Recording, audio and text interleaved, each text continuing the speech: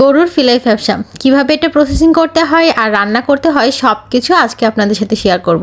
দেখেন তো, এটাকে আপনারা গরুর ফিলাই ব্যবসা বলেন নাকি অন্য কিছু বলেন? আমরা তো গরুর ফিলাই ব্যবসা বলি, তবে এটার অন্য কোনো নাম আছে কি না আমার কিন্তু জানা নেই। গলার নরলির সাথে একটা থলের মতো যেটা থাকে ওইটাকে বলে, আর সাথে একটা চর্বিও দিয়ে দিয়েছিল। সেটুকু আম্মু দেখে রাগ করছিল যে কেন চর্বি দিয়েছে।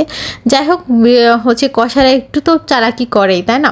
যাই হোক, এখানে হচ্ছে একটা ফিলাই ব্যবসা নিয়েছিল গলার নরলি সহ, আর সেটাকে হচ্ছে এখন টুকরো টুকরো করে কেটে নিচ্ছে।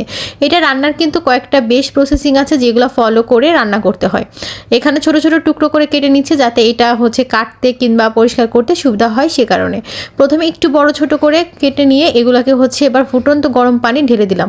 মানে এই গরম পানির ভিতরে কিছুক্ষণ এটাকে ভিজে রাখতে হবে, তারপর এটা কিছুটা শক্ত হবে এবং এটার ভিতর থেকে যে জীবাণুগুলো আছে ওগুলো বের হয়ে যাবে।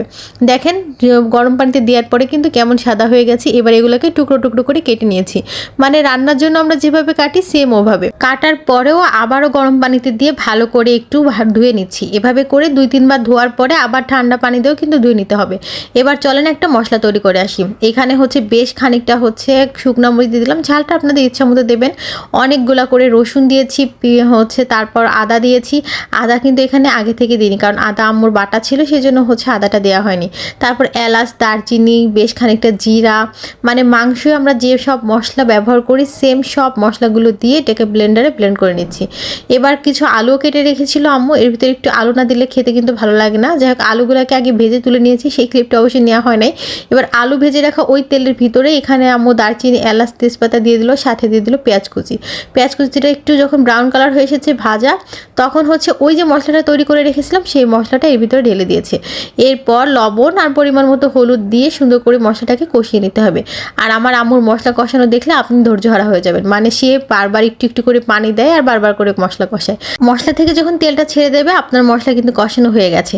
এবার ওই যে ধুয়ে রাখা ফিলাই ব্যবসাগুলো এটা কিন্তু ডালাতে রেখে দিয়েছিল যাতে এক্সট্রা যে পানি থাকে ওটা ঝরে যায়। এবার এটাকে ভালো করে এর ভিতরে দিয়ে সুন্দর করে কষাতে হবে, কোনো রকম কোনো পানি ছাড়া। এটা সেক্ষেত্রে কিন্তু সুন্দর করে কষিয়ে নিতে হবে অল্প আছে। কষাতে কষাতে কিন্তু আপনার অর্ধেকটা পরিমাণ সেদ্ধ হয়ে যাবে। যাই হোক, এই পর্যায়ে একদম সুন্দর করে ঢাকনা দিয়ে কিছুক্ষণ কষিয়ে নেওয়ার পরে তারপরে এর ভিতরে দিয়ে দিল হচ্ছে আম্মু বেশ খানিকটা শুকনো মরিচ ফাড়ি। এটাতে নাকি আম্মুর কাছে মনে হয় যে টেস্টটা আরও বেশি বেড়ে যায়। যাই হোক, আর সাথে দিয়ে দিচ্ছে আস্ত জিরা। এই আস্ত জিরা, তারপরে আস্ত কিছু মশলা টশলা দিলে এগুলো নাকি আম্মু বলে কষানোর সাথে আস্তে আস্তে ফ্লেভারটা বের হবে, আর সব মশলা যখন ফ্লেভারটার ভিতরে ঢুকবে তখন আর বেশি খেতে ভালো লাগে। যাই হোক, নাড়তে নাড়তে কিন্তু পানিও ছেড়ে দিয়েছে, আর এই পানিতে কিন্তু ফিলাই ব্যবসাটা সিদ্ধ হয়ে যাবে। যেহেতু আজকেই রান্না করা, বেশি সময় লাগবে না সিদ্ধ হতে। যাই হোক, সিদ্ধ করা শেষ। এবার হচ্ছে সুন্দর করে কষানোর পরে ওই যে বলেছিলাম না আলু ভেজে রেখেছে, ওই ভেজে রাখা আলুগুলো কিন্তু দিয়ে দিয়েছে। আলু কিন্তু একদম কড়া করে ভাজে নাই, জাস্ট হালকা করে ব্রাউন করে ভেজেছে। তারপর হচ্ছে ওই ফিলাই ব্যবসার সাথে আলুগুলো দিয়ে দিল, আর এদিকে হচ্ছে আমরা একটু শুধু কষানো তা খাওয়ার জন্য উঠিয়ে নিয়েছি প্লেটে। আর এদিকে আম্মু কষানোতে থাক আর আমরা খেয়ে আসি। আর খেয়ে এসে দেখি আম্মু রান্না একদম কমপ্লিট হয়ে গেছে। এবার হচ্ছে দুপুরবেলা খাওয়ার পালা। গরম গরম ভাতের সাথে ফিলাই ব্যবসা খেতে যে কী মজা লাগছিল কি বলবো। এটা কিন্তু রুটি, পরোটা সব কিছুর সাথে দারুণ যায়। আপনাদের কাছে কার কার পছন্দ বলেন তো ফিলাই ব্যবসা খেতে? আমার কিন্তু বেশ ভালো লাগে। আর এটা সত্যি কথা বলতে অনেক দিন পর খেলাম, মানে এটা খাওয়াই হয় না। ওই যে কথায় আছে না, গরুর মাংস খেতে খেতে এইদিকে আর চোখ যায় না।